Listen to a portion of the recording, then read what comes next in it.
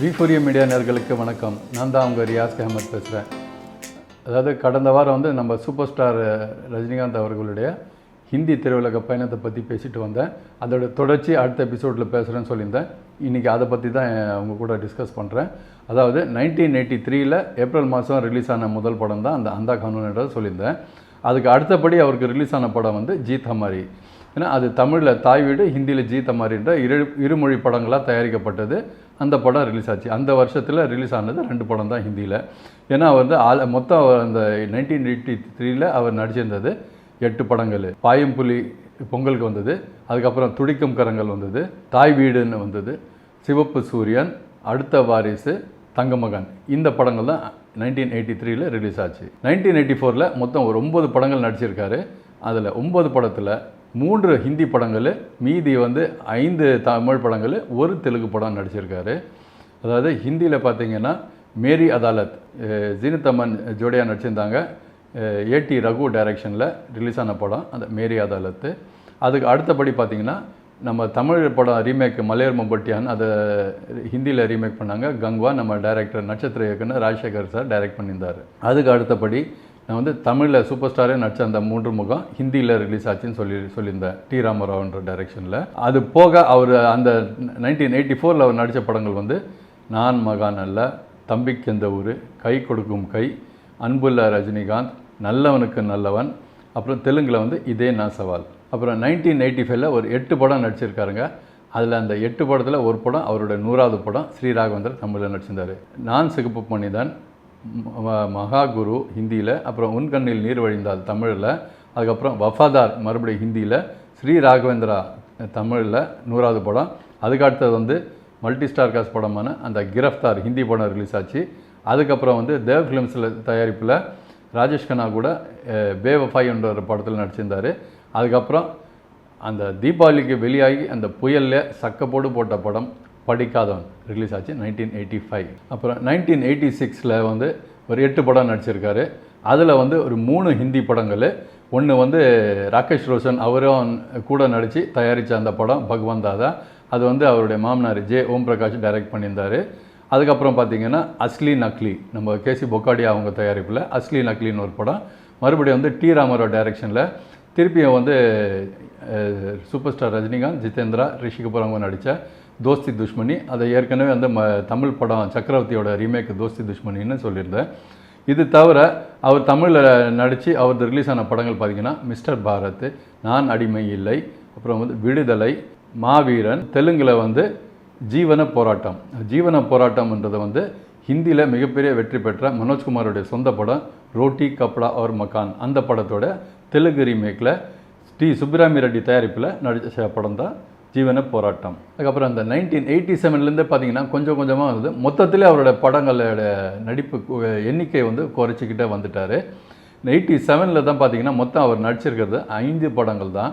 அதில் ஒரு படம் வேலைக்காரன்னு, மறுபடியும் ஒரு ஹிந்தி படம் இன்சாஃப் கௌன் கரேகா, அது கேசி பொக்காடியா அவங்க தயாரிப்பில். அப்புறம் சத்யா மூவிஸ் தயாரிப்பில் ஊர்காவலன்னு, அப்புறம் ஏவிஎம் ப்ரொடக்ஷன்ஸோட மனிதன், திருப்பி ஹிந்தியில் சுபாஷ் கை அவங்களோட கதை தயாரிப்பில் உத்தர் தக்ஷின். அப்புறம் 1988 மொத்தமே 5 படம் தான் நடிச்சிருக்காரு. அதில் ஒரு படம் தான் ஹிந்தி படம், அது தமாச்சா. ஜிதேந்திரா கூட நடித்து தயாரித்த அந்த சொந்த படம் ஜிதேந்திரா, அந்த படம் பேர் தமாச்சா. இது தவிர அவர் நடிச்சிருந்த படங்கள் குரு சிஷ்யன்னு, அப்புறம் தர்மத்தின் தலைவன், கொடி பறக்குது, அப்புறம் ஆங்கில படம் பிளட் ஸ்டோன். அப்புறம் 1989 ஒரு 6 படம் நடிச்சிருந்தாருங்க. அந்த 6 படத்தில் ஒரு 3 படம் ஹிந்தி படம். அதில் ஒரு படம் கயர் கானூனி, எஸ் ராமநாதன் சார் அவங்க தயாரிப்பில் டபுள் ரோலில் நடித்த படம் அந்த கயர் கானூனி. அதுக்கடுத்து திருப்பி பூர்ணச்சந்திரா சார் அவங்க ப்ரொடக்ஷனில் லக்ஷ்மி ப்ரொடக்ஷன்ஸோட சால்பாஸ். அதுக்கப்புறம் டைரக்டர் ரமேஷ் சிப்பி தயாரித்து இயக்கிய அந்த பிரஷ்டாச்சார், அந்த படத்து தான் 1989 ரிலீஸ் ஆச்சு. இது போக அவருடைய பிறமொழி படங்கள் ரிலீஸ் ஆன பார்த்திங்கன்னா தமிழில் ராஜாதி ராஜா, இது இளையராஜா அவங்க சொந்த படம், ஆர் சுந்தரராஜன் டைரக்ஷனில் ரிலீஸ் ஆன அந்த படம் டபுள் ரோல் அந்த படத்தில். அதுக்கு அடுத்தது ஏவிஎம் ப்ரொடக்ஷன்ஸ் தயாரிப்பில் ராஜா சின்ன ரோஜா. மறுபடியும் கீதா ஆர்ட்ஸ் தயாரிப்பில் தெலுங்கு படத்தோட ரீமேக்கு அத்தைக்கு முடு அம்மாய்க்கு மொகுடு என்ற படம் தான் மாப்பிள்ளை என்ற பெயரில் தமிழில் அவங்களே தயாரித்தாங்க. நம்ம நட்சத்திர இயக்குனர் ராஜசேகர் சார் அவங்க டைரக்ட் பண்ணியிருந்தாங்க. அதுக்கப்புறம் 1990ல் 2 படம் தாங்க நடித்தார். அது ஒன்று வந்து பணக்காரன், இன்னொன்று அதிசய பிறவி. அது தவிர வேறு படங்கள் எதுவும் நடிக்கலை. இந்த 1991ல் 7 படம் நடிச்சிருந்தார். அந்த 7ல் 4 படம் வந்து ஹிந்தி படங்கள். அதாவது அமிதாப் பச்சன் அவங்க கூட நடித்த அந்த ஹம்மு, அமிதாப் கோவிந்தா இவர் நடிச்சிருந்த ஹம்மு, அந்த ஹம்மு படத்தோடைய பயணம் தான் அவருக்கு வந்து இன்ஸ்பிரேஷனாக அமைந்த படம் பாஷா. அதுதான் அவர் பலமுறை பல இடங்களையும் சொல்லியிருக்காங்க. பல டைரக்டர் சுரேஷ் கிருஷ்ணா சார் கூட நிறைய சொல்லியிருக்காரு அதை பற்றி. அந்த ஹம்மு படம் நிச்சயமாக அவருக்கு வந்து ஒரு மெமரபிளான ஒரு மூவி தான். மறுபடியும் ஒரு மல்டி ஸ்டார் காஸ்ட் படம். அந்த படம் பேர் வந்து ஃபரிஷ்தே. தர்மேந்திரா, வினோத் கன்னா, ஸ்ரீதேவி, ஸ்வப்னா, இப்படி சூப்பர் ஸ்டாரோட இவ்வளோ பேர் நடித்த அனில் சர்மா டைரக்ஷனில் உருவான படம் தான் அந்த ஃபரிஷ்தே. அதுக்கப்புறம் மறுபடியும் பார்த்திங்கன்னா அதே ஹம் படம் டைரக்டரு முகுல் டைரக்ட் பண்ண படம் கூன் கா கர்ஸ். இதுலேயும் பார்த்திங்கன்னா சூப்பர் ஸ்டாரோட வினோத் கன்னா, சஞ்சய் தத் இவங்களாம் நடிச்சிருந்தாங்க. இதுவும் ஒரு மல்டி ஸ்டார் காஸ்ட் ஒரு ஆக்ஷன் பிளாக் பஸ்டர் மூவி தான். கேசி பொக்காடியா ப்ரொடியூஸ் பண்ணி டைரக்ட் பண்ண படம் கூல் பனே ஆங்காரே. அதில் வந்து சூப்பர் ஸ்டாருக்கு ஜோடியாக ஹிந்தி நடிகை ரேகா நடிச்சிருந்தாங்க. 1991ல் இந்த 4 ஹிந்தி படங்கள் போக அவர் நடித்த படங்கள் வந்து தர்மதுரை, நாட்டுக்கு ஒரு நல்லவன், தளபதி. இதில் திடீர்னு 90ல் கம்மியாக இருந்துட்டு இதில் 7 படம் வந்துச்சுன்னு நீங்கள் யோசிப்பீங்க இல்லையா? அதுக்கு காரணம் பார்த்தீங்கன்னா நாட்டுக்கு ஒரு நல்லவன்றது வந்து 4 லாங்குவேஜ் படங்கள். அது தமிழ், தெலுங்கு, ஹிந்தி, கன்னடா 4 மொழியில் எடுக்கப்பட்ட படம். அதில் வந்து தமிழ் அண்ட் ஹிந்தியில் வந்து சூப்பர் ஸ்டார் ரஜினிகாந்த் அவர்கள் நடித்தார். சூப்பர் ஸ்டாரோட கேரக்டரில் தெலுங்கில் நாகார்ஜுனா, கன்னடத்தில் ரவிச்சந்திரன் அவரே நடிச்சிருந்தார். அது போக 4 லாங்குவேஜ்லையும் அவருடைய கேரக்டர், ரவிச்சந்திரன் கேரக்டர் அவர் தான் நடிச்சிருந்தார். இந்த 4 லாங்குவேஜ்லேயும் ஒவ்வொரு ஷார்ட்டாக மாற்றி எடுக்க வேண்டிய சூழ்நிலை இருந்தனால, ஸோ அந்த 4 மொழி படம் எல்லாம் நடிச்சிட்டு இருந்ததுனால தான் நான் வந்து 89லேயோ 90லேயோ வந்து அதிக படங்கள் பண்ண முடியாத சூழ்நிலையாக இருந்தது. அதுக்கு அதிகமாக டேட்ஸ் தேவைப்பட்டதுனால மொத்த படங்கள் நடிக்க முடியாமல் போனது. அது மொத்தமாக சேர்ந்து 91ல் 7 படங்கள்லாம் ரிலீஸ் ஆச்சு. அதுக்கப்புறம் மறுபடியும் பார்த்திங்கன்னா 92லேயும் திருப்பி வந்து ஒரு 4 படம் தான் நடிச்சிருக்காரு. அந்த 4ல் வந்து ஒன்று வந்து மன்னன், அப்புறம் வந்து தமிழில் இவர் நடித்த அந்த தர்மதரோட ஹிந்தி ரீமேக்கு தியாகி, கவிதாலயா ப்ரொடக்ஷன்ஸோட அண்ணாமலை, அதுக்கப்புறம் வந்து எஸ்பி முத்துராமன் சார் அவருடைய யூனிட்டுக்காக அவர் நடித்து கொடுத்த படம் பாண்டியன். இந்த 4 படம் தாங்க 1992ல் ரிலீஸ் ஆச்சு. அப்புறம் 1993ல் பார்த்திங்கன்னா ஒரு 4 படம் தான் நடிச்சிருக்காரு. அதில் ஒரு படம் ஹிந்தி படம் இன்சானியத் கே தேவதா. அது வந்து கேசி பொக்காடியாவே ப்ரொடியூஸ் பண்ணி டைரக்ட் பண்ணி அந்த படம். இது தவிர பார்த்திங்கன்னா 3 தமிழ் படம் நடிச்சிருந்தார்.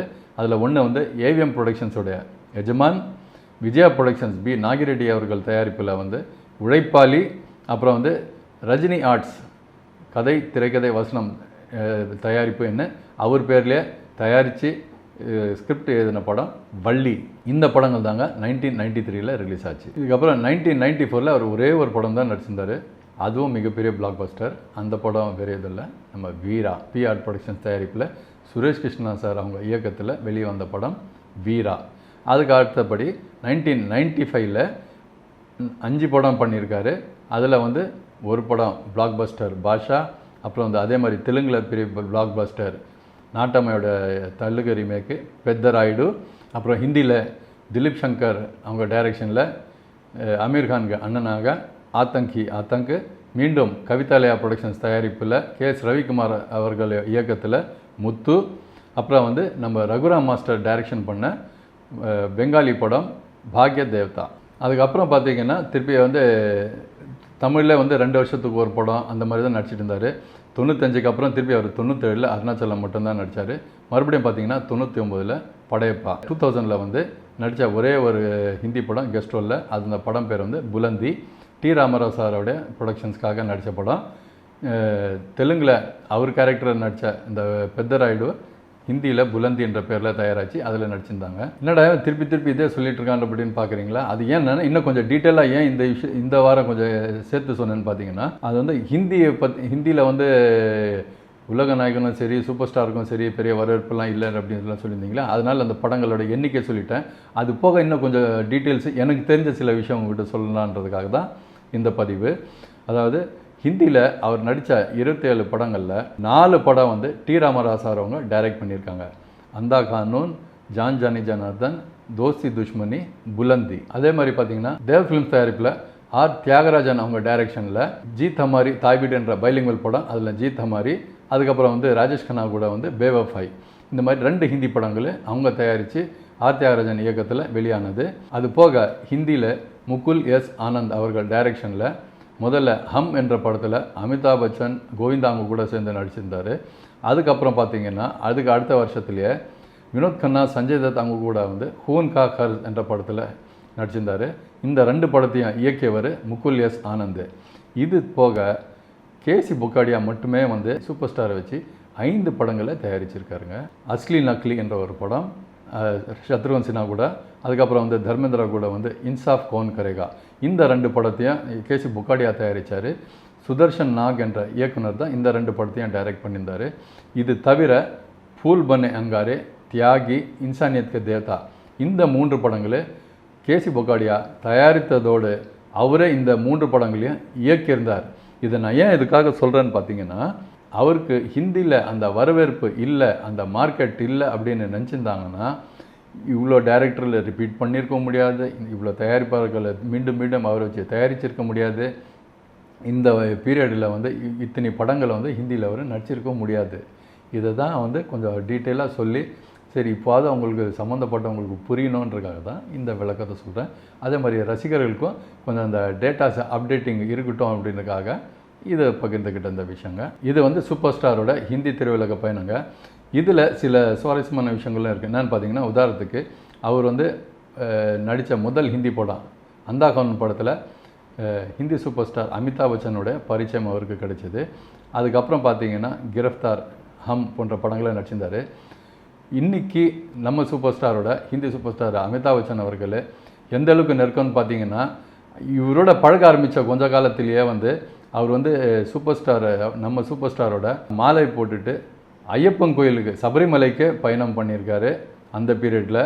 அது தவிர பார்த்திங்கன்னா இன்றைக்கி ஃபேமிலிக்கு ரொம்ப நெருக்கமானவராக இருக்கார். நம்ம சூப்பர் ஸ்டார் அவர்கள் உடல்நிலை சரியில்லாமல் இருந்தப்போ நம்ம அமிதாப் பச்சன் அவர்களோட ஆலோசனைப்படி தான் நம்ம வந்து சிங்கப்பூருக்கு ட்ரீட்மெண்ட்டுக்காக அழைத்து சென்றனர் என்றது நான் கேள்விப்பட்டிருக்கேன். அதுவும் இந்த நேரத்தில் அவங்க கூட பகிர்ந்துக்கணும்னு நான் ஆசைப்பட்றேன். இது போல் இன்னும் பல சுவாரஸ்யமான விஷயங்களை தொடர்ந்து ஒவ்வொரு வாரமும் உங்களோட நான் பகிர்ந்துக்க போகிறேன். அது வரைக்கும் உங்களிடமிருந்து விடைபெறுவது உங்கள் நண்பன் ரியாஸ் கே அஹமத்.